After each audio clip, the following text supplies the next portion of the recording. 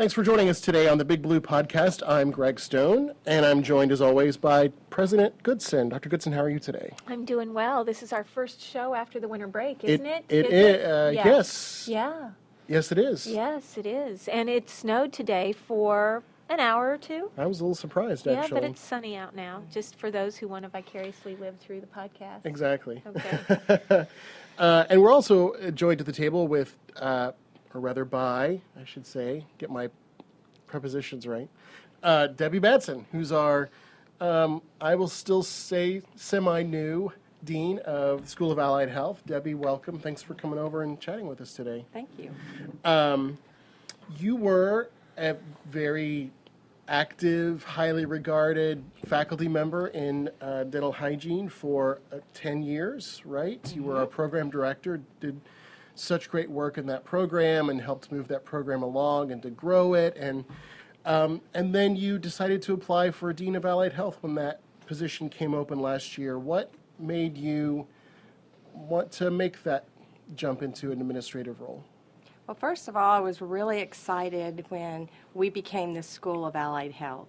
One of the things that I've always felt that we were lacking was a sense of community. And by being the School of Allied Health, I felt like that started that jump start to be in a community. And being on the third floor, I was often only really acquainted well with some of the faculty on that floor. We didn't seem to have opportunities to get to know one another. And I thought, as dean, I could make a difference in that area. And I was looking for a new challenge, and I had several faculty see me in the hall and say, hey, are you thinking about applying? So that encouragement alone made a big difference. It's always good when your peers encourage you to do something because that is the, most significant reinforcement generally throughout your life that you can feel. It was. Yeah. It meant a lot. Well, you've been in the role 6 months now. How much of the job is what you expected? I remember when there's a couple things I've done. Probably the role I have now as president of TCC, if I had known everything about it, every little thing about it before I applied, I might not have applied, right? And boy, I'm glad I did. So how do you feel about it 6 months in? Is it what you expected, or are you surprised about some things? I'm definitely surprised. Okay. I knew that there'd be a lot of administrative duties, the challenges of just learning the programs and people admin and maneuvering through those processes. That wasn't as much a surprise, but it's just the fact that every day is a new day. You can look at your calendar and you're like, okay, this is going to be pretty easy today, and it never happens that way. And just the interaction with the faculty and the advancement of trying to get us that sense of community. And but what probably surprised me a lot was all the meetings, which learning to manage time and prioritize. I'm still working on that. It's a constant struggle. It is a constant struggle, isn't it? Mm-hmm. Yes. And then we talk about, sometimes we don't feel like we're getting ahead of things enough, so does that mean we need to meet more? Which is a legitimate question to ask, but then I'm wondering when are we going to, Exactly. When do we have time for more meetings? But Okay. Debbie, what are, of course, in full disclosure, you report to me, and so I get to hear about your accomplishments and things that are going well all the time. So I guess I'm really asking this for other people who are listening who don't know the answer. But what do you feel like are some of the accomplishments that you've led the School of Allied Health and your program directors into these first 6 months? What are the things that you're proud of so far that you all have been able to do? Because, from my perspective, you all have done a lot in a very short amount of time that I really wasn't even expecting to see come to fruition really until the end of the academic year, and we hit the halfway point, and a lot of things are already, boxes are checked, and you all are off to other things already. So brag on your program directors and your school a little bit about what you've been able to do. I'm actually really excited. We started meeting on a monthly basis, and I can't even get the program directors to go home. There's so much interaction and discussion going on. I'm like, okay, guys, it's over. We need to adjourn. And we had our first ever program director retreat. They helped pick they helped decide what they wanted to learn about, what we wanted discussion on. And we had some amazing speakers. We did a speed date with the School of Allied Health advisors. And that was a lot of fun, and I couldn't hardly get the advisors to move to the next station. They were so excited hearing about all of our programs.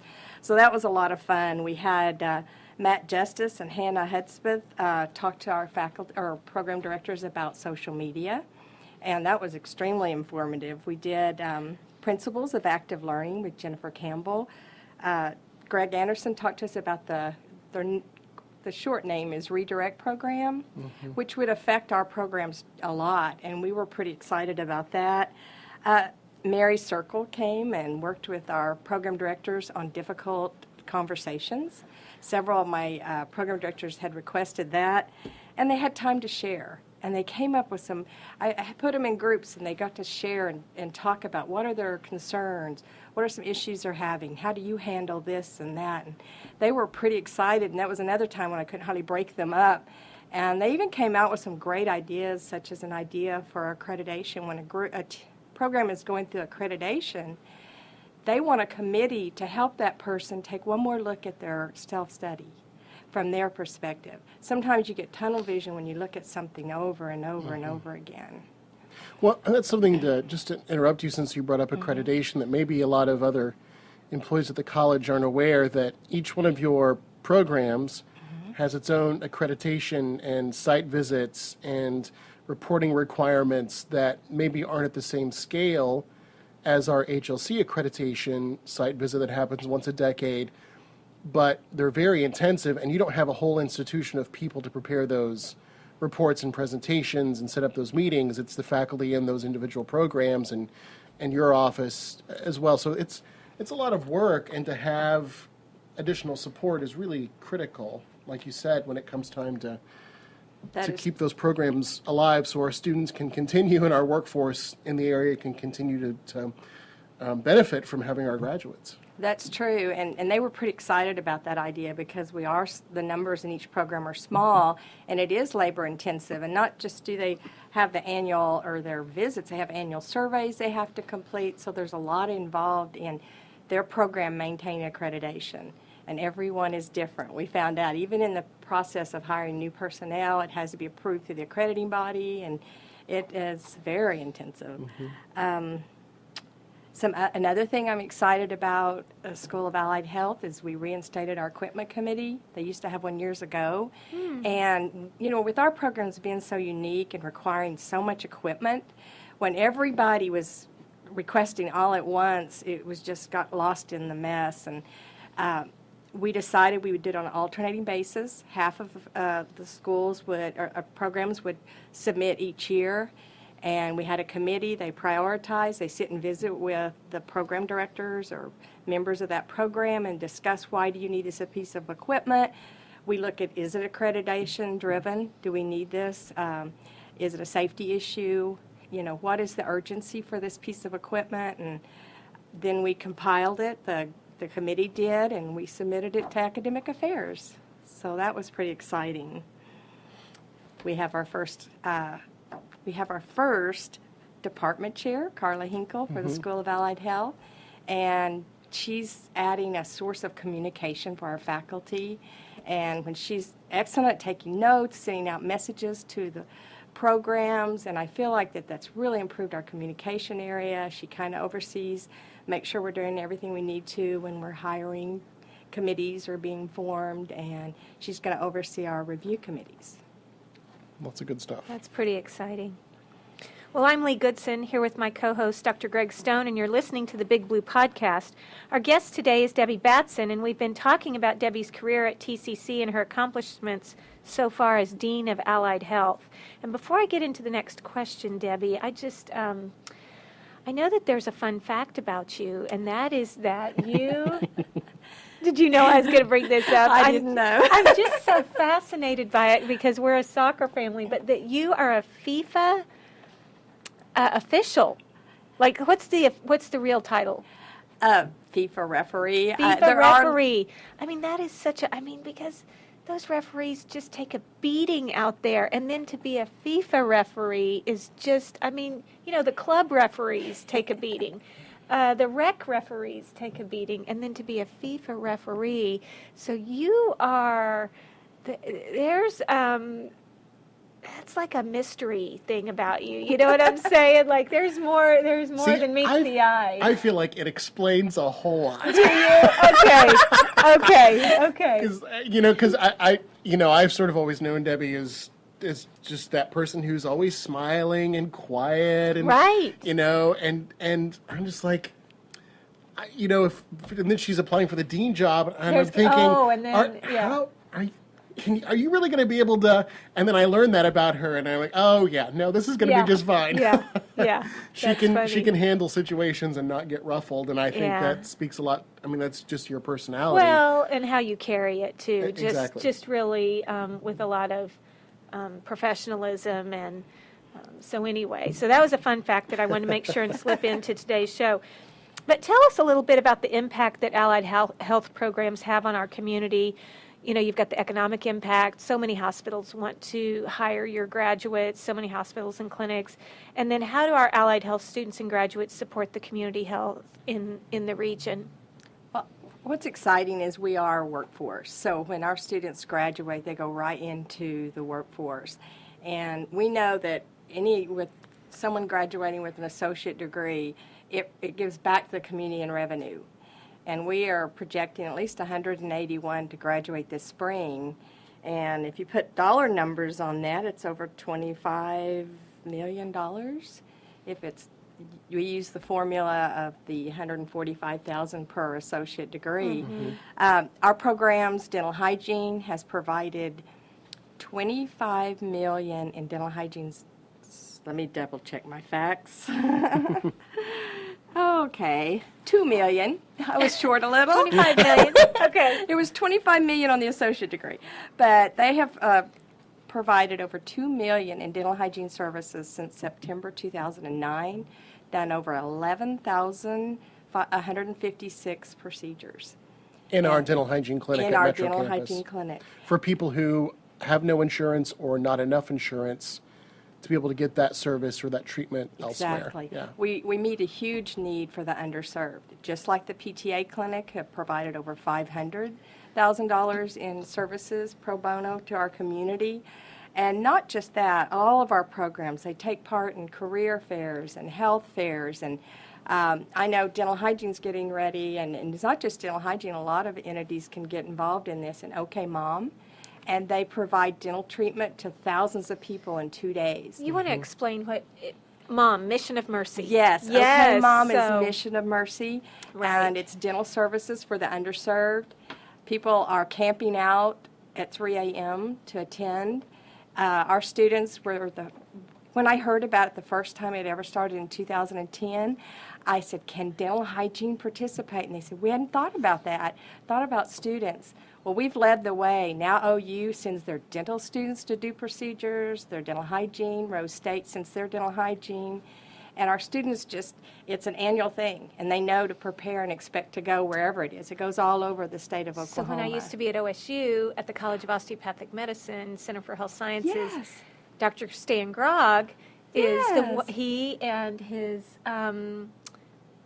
friend that's a dentist, I forget his name, but they started it. And their first one was here in Tulsa, Oh, right? Yes. Yes. Rigger Wood. Rigger Wood, that's Uh-huh. who it was. Thank you. And then there was one in McAllister, and Yes. right. And We've been to Enid, McAllister, Yes, Oklahoma City. and This will be our so- second time for Oklahoma City. That's where it'll be this year. Nice. And there's dental hygiene students, dental students, medical, Medical students, students. right, from OU and OSU. And it's just been really a gift for the community. So that's great that our students are participating in that. And Wonderful. we were the first ones to ever do it. So I was really proud of them. Nice. Good job. Debbie, before we sort of get to the last question we ask everybody, what's your quick vision? It's a big question for just a couple of minutes, but what's your vision for the School of Allied Health for the next 5 years? Where do you anticipate things going? can I tell you my dream? Sure. My dream is that we have our own building so that we can share space and collaborate, and we are working on that. But sometimes distance is a factor, like trying to reach out to our partners at Southeast and Owasso. That's my dream. But my vision is for us to continue to work closely together, develop that sense of community, to have open communication. And I'm kind of looking at what's in the future for allied health. What are their programs? And I was doing some research, and I'm really excited about looking into nuclear medicine. A lot of your allied health professions are becoming more specialized. Used to, you went from radiography to nuclear medicine. Now you can go directly to that, and there's a lot of other areas that I'd like to explore that are becoming more specialized, and it is an associate program. There's one in the state, and it can be associate or bachelor's, and OU has the bachelor's program, but that's the only one in Oklahoma. Nice. So lots of That's of ambitious. needs Yeah, to that's still meet. ambitious. Absolutely. Well, our big question, Debbie, is if you could go back and ask your 18-year-old self, or give your 18-year-old self, rather, some advice, what would it be? Well, first I would tell my 18-year-old self, the places you will go and the opportunities you will have. Then I will tell my 18-year-old self that education is the portal to opportunity. And to take every course that you take, treat it like your life depends on it, and give it 100%, even if it's basket weaving. Because my basket weaving course was a film class. I thought it would be an easy A, and when the first time we went in there, the lights turned off, and they were black and white movies and silent movies, most of them. It was really hard to stay awake. So it wasn't until a final that I realized I did not treat that class like my life depended on it. And when you do those type of things and you're wanting to get into allied health professions, that basket weaving course could be the difference in your career choices. Did you have to retake that class in film? No, I squeaked by. But the question I do know I got right was, have you ever seen the old King Kong with Mia Farrow? Yes. He asked if she was wearing a bra in that. In King Kong. That was an exam question? That was the exam question. Goodness. And that was back when halters were popular. Okay, got it. Well, you've been listening to the Big Blue Podcast. That was quite an end note. Do we want to go through that again? No, I think we should leave it in. We want to thank our I guest. debated over it. We want to thank our. You can take that one out. No, we we'll, can do this no, over. we should leave it in. We'll see how many people are listening. I want to thank our guest, Debbie Batson, Dean for the School of Allied Health, for spending some time with us today. And thank you all for listening as well. Remember, you can catch the Big Blue Podcast each week in the week at TCC and on the Creativity channel on YouTube. Debbie, thanks so much.